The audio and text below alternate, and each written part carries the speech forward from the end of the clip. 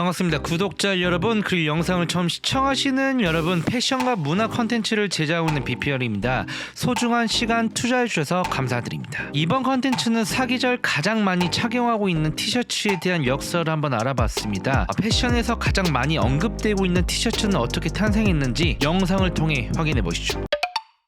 티셔츠는 1864년 영국 발명가 윌리엄 코튼이 상업용 편집기를 발명해 티셔츠를 만들었습니다. 영국을 시작으로 빠르게 독일까지 퍼져나갔습니다. 유럽에서 먼저 시작했죠. 주로 면이나 린넨으로 만든 T자형 셔츠로 속옷부터 시작했습니다. 티셔츠는 당시 세탁하기도 쉽고 피부도 보호해 위생적으로 탁월한 속옷이었죠. 즉 더위, 추위, 바람, 먼지, 곤충 등으로부터 자신을 보호하기 위해 티셔츠를 입어야 했습니다. 티셔츠를 깨끗하게 세탁하고 밖을 나서면 신사에 불을 입었네 라고 말하기도 했습니다. 티셔츠에 대한 긍정적인 요소들이 많았고 그 신뢰를 바탕으로 다양하게 활용을 했습니다. 하지만 단점이 있었죠. 상당한 무게감을 지녔고 역동적인 동작은 다소 무리가 있었습니다. 가장 편안하게 입을 수 있는 속옷이었지만 그뿐이었습니다. 근로자들은 좀 더 편안한 옷을 원했습니다. 편안하게 휴식을 취할 수 있는 옷을 말이죠. 티셔츠는 19세기에 가장 중요한 변화를 겪었습니다. 서두에 이야기 드린 대로 당시 티셔츠는 굉장히 여유가 있었고 단순히 피부 보호와 청결 등 단순한 것에만 집중되어 만들어졌습니다. 티셔츠의 단점을 최소화시키기 위해 많은 연구와 개발을 진행했고 드디어 간편한 티셔츠를 만들었습니다. 여유가 있던 티셔츠를 슬림하게 만들었으며 타이트한 핏을 완성시켰죠. 새로운 편집 기술로 옥 양목, 저질, 양모 등 다양한 원단으로 티셔츠를 생산했고 남녀노소 계절과 날씨에 따라 건강까지 보호해 극찬을 받았습니다. 당시 19세기 후반 영국 선원들이 갑판에서 작업을 하기 위해 착용할 수 있도록 첫 허용을 했고 티셔츠는 유럽에서 본격적으로 입소문이 나기 시작했습니다. 대중적으로 직업 상관없이 티셔츠를 찾기 시작했습니다. 노동자들은 티셔츠 하나로 아주 편안한 휴일을 즐길 수 있었고 집 앞을 나서거나 친구들을 만나거나 어딜 가든 티셔츠를 착용해 생활 속에 녹여냈습니다. 이처럼 티셔츠는 날이 가면 갈수록 인간에게 가장 중요한 의복이 됐습니다. 군대에서도 큰 관심을 보였습니다. 1880년 미 해군은 제복의 티셔츠를 입기 시작했고 1913년에는 흰색면의 니트 티셔츠를 공식 속옷으로 채택해 따뜻하고 시원한 군생활을 했습니다. 티셔츠는 20세기 초반 호황을 누렸습니다. 우리 회사들이 본격적으로 사업에 뛰어든 것이죠. 1901년 미국 노스캐롤라이나에 위치한 P.H. 헤인즈 니팅 컴퍼니는 남성 속옷을 제작했고 프롯 오브 더 룸은 1910년 초반 티셔츠를 대규모로 생산해 판매하기 시작했습니다. 그리고 1938년 미국 유통업체 시어스 로벅 앤드 컴퍼니는 미해군을 뜻하는 GOB 셔츠를 판매하기 시작했죠. 일체형 티셔츠라 불리는 유니온 슈트를 첫 시작으로 점점 빠르게 발전해 나갔습니다. 티셔츠가 미국에서 시작했다고 해도 과언이 아니었죠. 제2차 세계대전이 되자 미 육군과 해군은 군대에서 흰색 반팔티를 지급해 생활을 했습니다. 프랑스 군대에서도 속옷으로 착용했었는데 미국에서 훨씬 더 빠르게 안착시켰습니다. 이때부터 흰색 반팔티는 군인 반팔티로 자리를 잡았으며 티셔츠를 착용하고 있는 군인들은 영웅적인 남자라 칭하기도 했습니다. 이렇듯 티셔츠는 군인들에게 큰 사랑을 받았고 없어서는 안 될 제품이 돼버렸죠. 1941년 유통업체 시어스가 반팔 티셔츠는 더 이상 군인들이 착용하는 제품이 아닙니다 라고 말을 하면서 패션에 접목을 시켰습니다. 그리하여 티셔츠는 할리우드까지 진출했습니다. 영화배우 몽고베리 클리프트가 티셔츠를 착용하면서 티셔츠에 대한 인식들이 조금씩 바뀌기 시작했습니다. 그가 출연한 영화들에서도 착용하고 나와 대중적으로 자리를 잡게 됩니다. 가정마다 옷장에 티셔츠를 걸어놓았죠.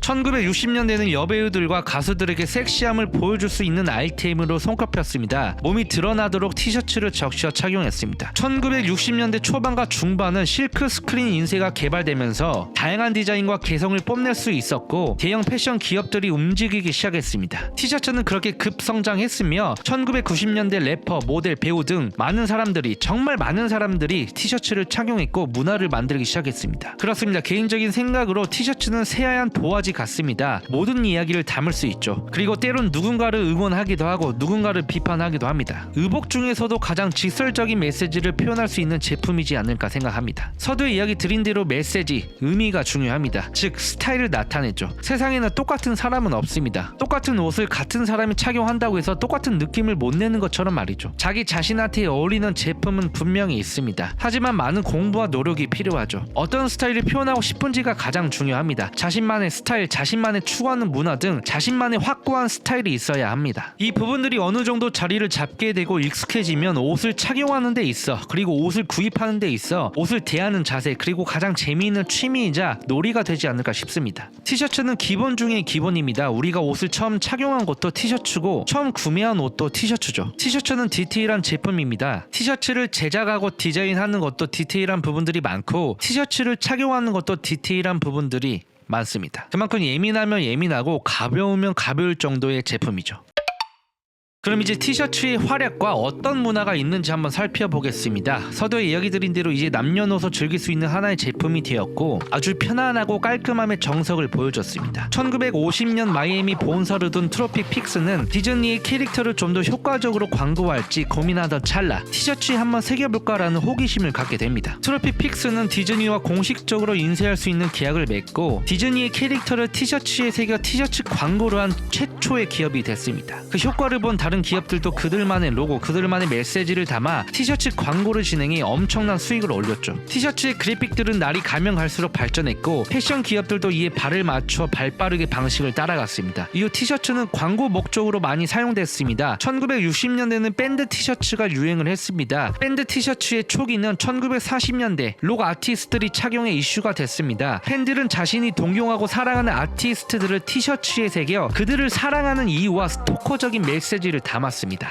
악동적인 면모가 있었죠. 단순한 사랑이, 단순한 기념품이 패션 트렌드로서 자리를 잡게 됩니다. 또한 1960년대 후반에는 히피들이 사랑하는 타이다이 티셔츠가 유행을 불러일으켰습니다. 히피들은 엄격하고 억압된 사회를 비판, 그리고 사회적 규범에서 벗어나고 싶어 했습니다. 이 모든 내용을 그리 아니 화려한 색상으로 표현했습니다. 타이다이는 개성 넘치는 색상으로 대담했고 자세히 들여다보면 강력한 메시지를 담았지만 유명 배우와 아티스트들이 자연스럽게 착용해 다시 한번 부름을 일으켰고 명품 브랜드도 타이다이 디자인을 사용해 컬렉션에 적용하기도 했습니다. 서두에 이야기 드린 대로 베트남 전쟁, 핵 전쟁, 정치적인 문제에 대한 항의, 사회 운동 등 티셔츠를 통해 이야기했죠. 개인적인 생각으로 티셔츠는 확실하게 개성을 보여줄 수 있는 제품입니다. 장소는 물론 문화마다 착용하는 티셔츠 스타일들이 매우 다르기 때문에 자신의 아이덴티티가 묻어나오죠. 곰곰이 생각해보면 다른 제품들보다 티셔츠를 진지하게 생각했던 날들이 더 많았던 것 같습니다. 데일리로 착용할 바지, 자켓, 액세서리 등 다 정해놨었는데 티셔츠는 뭐 입지라는 희한한 덩굴에 빠져버리곤 하죠. 힙합은 1990년대 초반부터 2000년대 후반까지 오버사이즈 티셔츠가 큰 유행을 일으켰습니다. 왜 오버사이즈가 유행을 일으켰을까요? 발단은 그랬습니다. 당시 뉴욕, LA, 시카고 같은 도시들은 가난하게 자라난 아이들이 많았습니다. 심지어 버려진 옷을 주워다 입은 아이들도 많았죠. 이 아이들은 형들로부터 물려받은 옷들이 대부분이었고 그 큰 옷들을 착용하고 스케이트를 타고 길거리에서 랩을 했습니다. 옷이 크면 클수록 소위 말해 깡이 있어 보였고 어려운 삶을 이겨내기 위해 더 거칠게, 더 강하게 자신의 모습을 바꿔나갔습니다.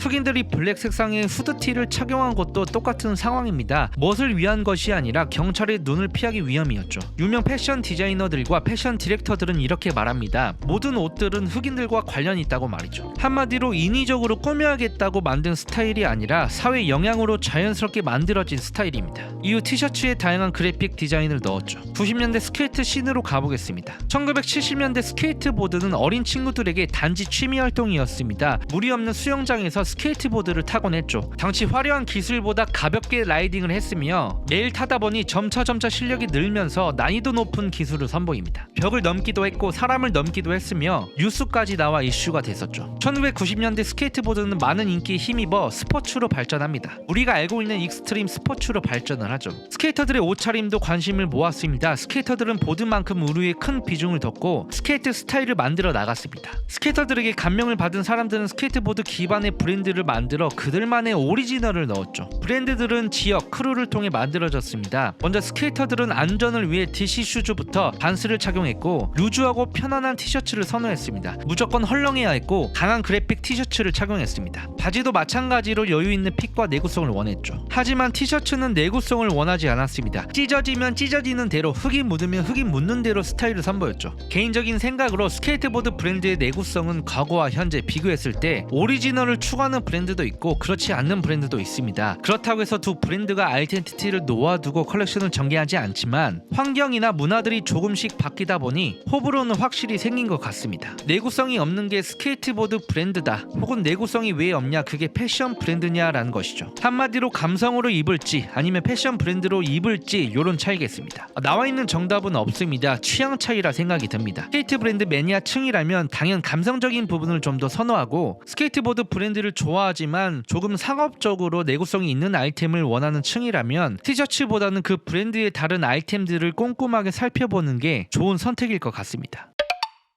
티셔츠는 자기를 표현하는 성격과 같습니다. 쿨하게 입을 수 있는 제품이죠. 언어적인 표현이 아닌 시각적인 표현, 무엇을 보여주고 싶은지, 무엇을 이야기하고 싶은지, 그리고 오늘은 어떤 기분을 낼 것인지 등 사람의 감정이 고스란하게 드러나는 제품이라 생각합니다. 그래야 개성이 생기고 자신만의 스타일이 생기며 이 모든 것들이 합축되어 멋이라는 것을 만들 수 있죠. 물론 티셔츠를 착용할 때 역사를 생각하면서 사무적으로 착용하진 않지만 최대한 이 브랜드가 왜 이런 티셔츠를 만들었고 이런 그래픽을 사용했는지는 알고 있습니다.